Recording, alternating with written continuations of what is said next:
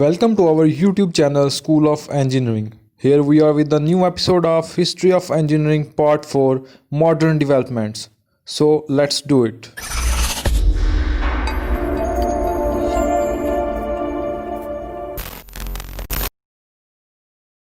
After a lot of inventions, 18th century में engineering को as a profession accept कर लिया गया.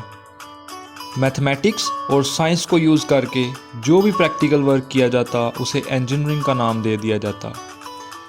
अ lot of work in the field of engineering illustrate a range of specialization in engineering, जिसमें civil engineering, mechanical engineering, electrical engineering, chemical engineering और इसके अलावा बहुत सी इंजीनियरिंग शामिल हैं. In 1776 James Watt from Scotland, वो स्टीम इंजन्स की टेक्नोलॉजी में बहुत इंटरेस्टेड था. उसने रियलाइज़ किया कि जो पुराने इंजन्स के डिज़ाइन की वजह से सिलेंडर को बार बार कूल करने और फिर दोबारा से प्री हीट करने में बहुत ज़्यादा एनर्जी ज़ाया हो जाती है. इसलिए उसने इंजन का नया डिज़ाइन इंट्रोड्यूस करवाया, जिसमें एक सेपरेट कंडेंसर को लगाया गया, जिसकी वजह से एनर्जी बहुत कम वेस्ट होती और साथ साथ इंजन की पावर और एफिशिएंसी को भी इम्प्रूव किया गया.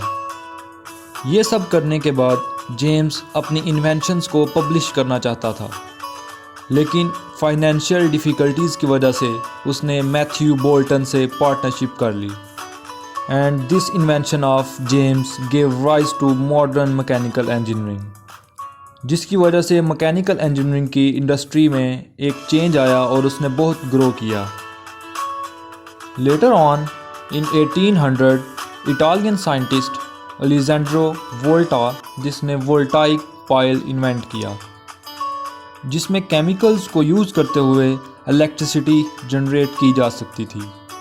इस कॉन्सेप्ट को इलेक्ट्रोकेमिस्ट्री का नाम दिया गया और इससे इलेक्ट्रोकेमिस्ट्री की फील्ड में बहुत सी डेवलपमेंट्स भी हुई.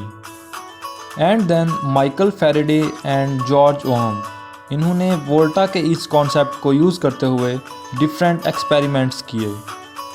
एंड लेटर ऑन 1872 में इलेक्ट्रिक मोटर को भी इन्वेंट किया. And at the end of 19th century electrical engineering became a profession, और सबसे पहले इलेक्ट्रिकल इंजीनियरिंग इंस्टीट्यूशंस यूके और यूएसए में बनाए गए. और फिर इस फील्ड में डेवलपमेंट का अंदाज़ा हम इस बात से भी लगा सकते हैं कि अगर हम अपने इर्द गिर्द नज़र दौड़ाएं तो हमें इलेक्ट्रॉनिक्स की कोई ना कोई चीज़ लाजमी मिलेगी. एंड देन 19th सेंचुरी में इंडस्ट्रियल रेवोल्यूशन के दौरान केमिकल इंजीनियरिंग को एज अ प्रोफेशन चूज़ किया गया.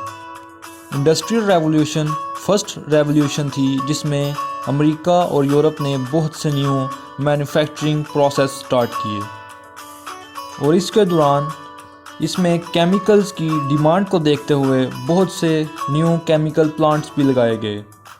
लेटर ऑन 1903 में राइट ब्रदर्स, जिनका ताल्लुक अमेरिका से था, इन्होंने फर्स्ट मोटर ऑपरेटेड एरोप्लेन को बिल्ड किया. ये इंजीनियरिंग में एक बिल्कुल नया कॉन्सेप्ट था, जिसकी डेवलपमेंट के बाद एरोनॉटिकल इंजीनियरिंग को एज अ प्रोफेशन डील करना पड़ा, और उसके बाद उसके लिए एक मॉडर्न फॉर्म यूज़ हुई जिसे एरोस्पेस इंजीनियरिंग का नाम दिया गया, जिसमें स्पेस क्राफ्ट्स वगैरह के डिज़ाइन भी इंक्लूड थे. इस इंजीनियरिंग की ग्रोथ का अंदाज़ा वर्ल्ड वार 1 में यूज़ होने वाले मिलिट्री एयरक्राफ्ट्स को देखकर भी लगाया जा सकता है.